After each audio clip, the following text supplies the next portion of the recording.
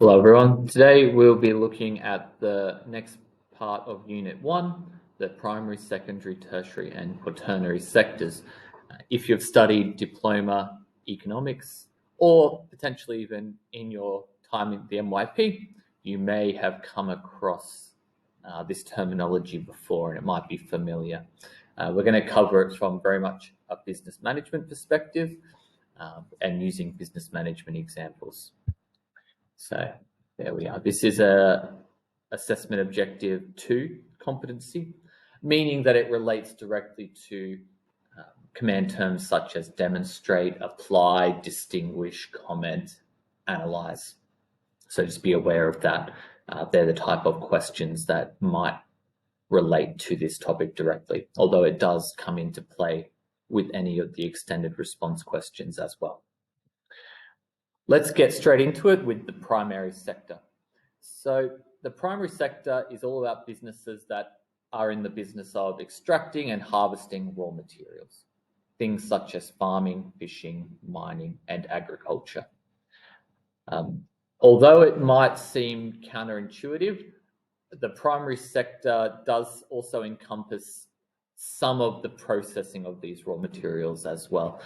We wouldn't necessarily think of oil refining, turning it into petrol as a part of the secondary sector. It would still be a part of the primary sector. Although they are processing the raw material in a way, it doesn't go through enough of a change to be considered secondary. This is a big area where we come to the question of sustainability and ethical treatment of the planet. And these businesses can be conducted both sustainably and unsustainably. There's not really a sustainable way to harvest fossil fuels, for example, but in terms of fishing or farming or agriculture, there certainly are potentially sustainable and unsustainable practices to be used. From the primary sector, the products move up as inputs into the secondary sector. So they are linked, right? All of the inputs used in the secondary sector, physical inputs, they start off in the primary sector. And the secondary sector is involved in the manufacturing or construction of products. It takes those resources from the primary sector along with other factors of production, which we covered, such as human resources, entrepreneurship, capital, and processes them, adds value. Examples include the manufacturing of vehicles, textiles and clothing, or even processed food goods. Making bread at a bakery is a secondary sector event. Next, we move through to the tertiary sector. These are businesses and individuals, because sometimes you can have someone called a sole trader working in the tertiary sector, who are engaged in the provision of services. These are things like doctors, teachers, lawyers. Online streaming services are in the tertiary sector, digital marketplaces. One thing you might have noticed is it seems like, hey, these are the better jobs to have, right? And it's true that there is an increase in value as we move through the sectors, which we'll get into in a moment. However, we need to dispel the idea that the most profitable businesses are in the tertiary sector, or what will come to the quaternary sector. There are highly profitable businesses at each level here, at each sector, and countries that specialize in, for example, primary production, say Saudi Arabia, oil production, extremely wealthy. So although value is added at every step we go up, it does not mean that there's not profit to be made at each sector. So it used to be in this model and in the old curriculum as well that it stopped here at the tertiary sector. Even when I was at school myself, stopped here at the tertiary sector. However, now the general theory is that we have a fourth level, being the quaternary sector. This did actually used to be a subset of tertiary within the literature and the theory, but it's been in the modern world kind of split out into its own category. This refers to businesses that are in the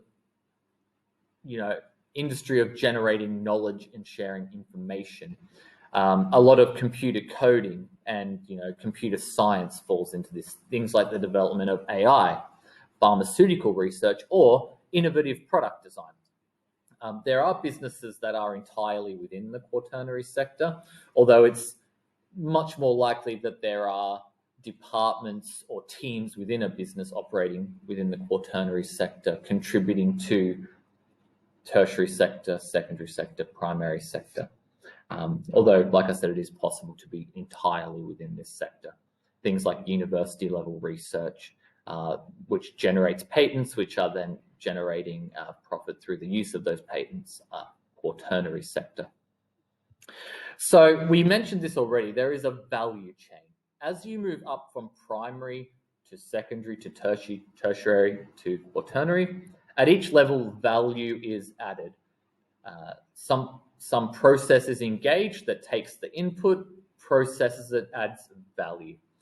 And in general, countries and economies, as well as businesses, want to move up that value chain, right? They want to be engaged in more complex processes to access a higher level of value from the products that they're producing.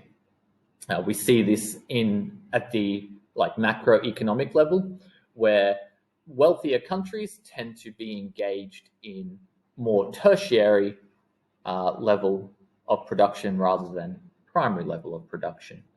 Countries that used to be agricultural or would focus on the extraction of minerals, places like the United Kingdom went through the Industrial Revolution, and now the main industries in a place like the United Kingdom are banking, finance, insurance, not mineral extraction or mining or agriculture. So we tend to see, as a country or an economy develops, the sectoral change occurs. Sectoral change is that process we just talked about. For a business, it's generally a deliberate and managed process in terms of there's a deliberate decision, for example, for the fishing company to go into the processing of fish or the creation of a processed food product with fish, such as fish fingers. However, this is generally prompted by factors in the external business environment outside of their control.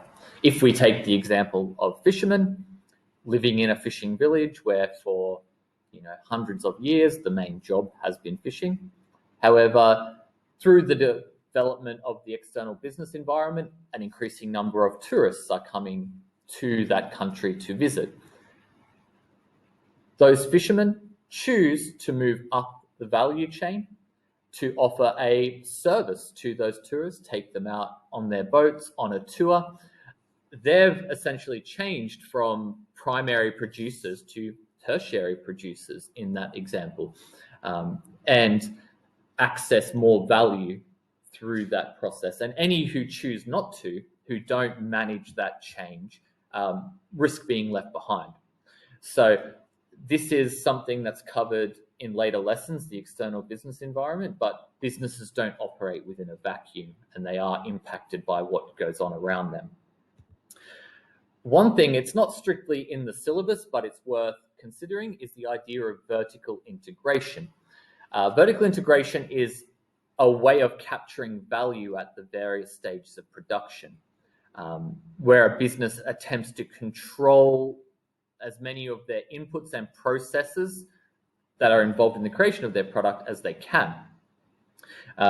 If you've ever used sriracha sauce, the famous chili sauce on your food, it's the original, at least, producer of this sauce is an example of this vertical integration. They own the farms where their main ingredients are produced and the factory producing it.